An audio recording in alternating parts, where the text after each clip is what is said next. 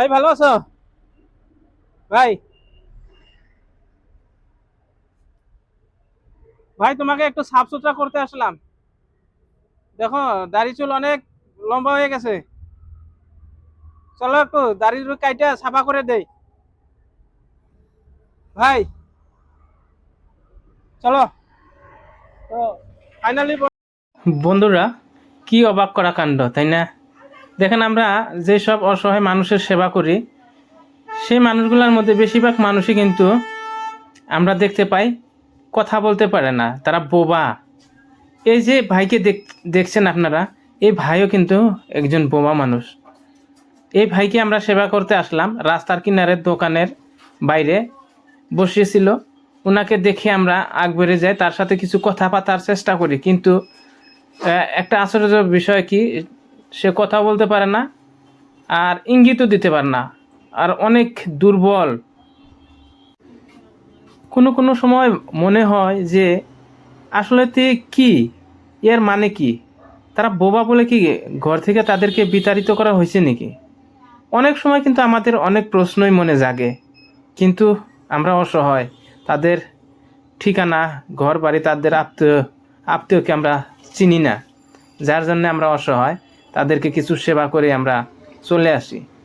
তো এই সেবাটা যদি আপনারা সাপোর্ট করেন, এই সেবাটা আমরা আগবাড়িয়ে নিয়ে আরও উন্নত মান মেডিকেল ট্রিটমেন্ট অথবা অন্যান্য ট্রিটমেন্ট করে তাদেরকে যদি সুস্থ করা যায়, এই চেষ্টাটা আমরা অনগত দিনে করার চেষ্টা করবো। আপনারা সাপোর্ট করবেন। তো আমাদের মনে অনেক কিছুই আছে, সেটা আমরা অনগত দিনে আমরা ধীরে ধীরে আপনাদের সাথে উপস্থাপন করব।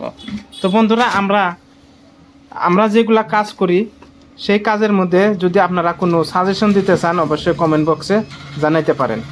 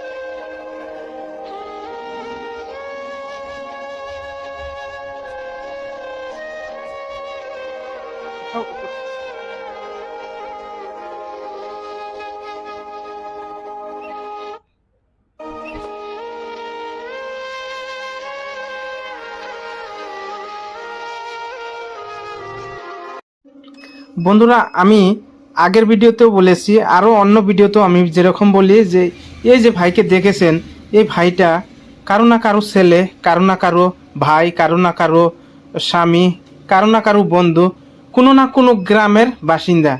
বন্ধুরা, কি জন্য এসব মানুষকে বিতাড়িত করা হয় সেই প্রশ্নটা আমি খুঁজে এখনো পাই নাই।